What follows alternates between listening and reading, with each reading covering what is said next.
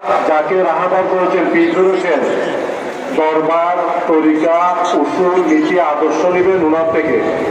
আপনাদের এলাকার কোনো মাইজভান্ডারি নাম দিয়ে প্রচার করে নিজের থেকে কোনো ধরনের আমল করতেছে, ওইটা যদি আমাদের কোরআন হাদিসের বিপরীত হয়, মসজিদকে আপনার আমলের বিপরীত হয়, আচরণের বিপরীত হয়, দিক নির্দেশনার বিপরীত হয়, আমরা ওইগুলো গ্রহণ, আমরা যাকে পীর হিসেবে নিচ্ছি সেই পীরের আদর্শে আমরা নিজেদেরকে আদর্শবান করবো ইনশাল্লাহ। পারবো তো ইনশাল্লাহ।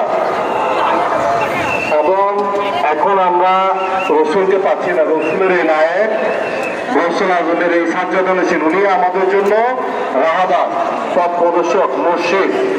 সুতরাং ওনাকে, ওনার কাজ, ওনার কথা, ওনার যে সমস্ত কর্ম, এগুলোর সঙ্গে সম্পর্কিত হয়ে আমরা আল্লাহর সন্তুষ্টি অর্জনের জন্য চেষ্টা করব। এবং এই চেহারা ইতিমধ্যে আপনারা তাসাউরের শায়েকের আলোচনা শুনেছেন, এটা উসিলা।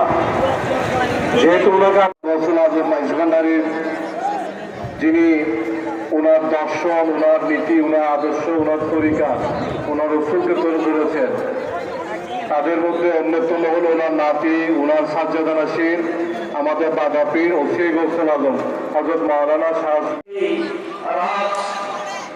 সংসদ সবাইকে নিয়ে উনি কি করতেন, দেশে দেশে সফর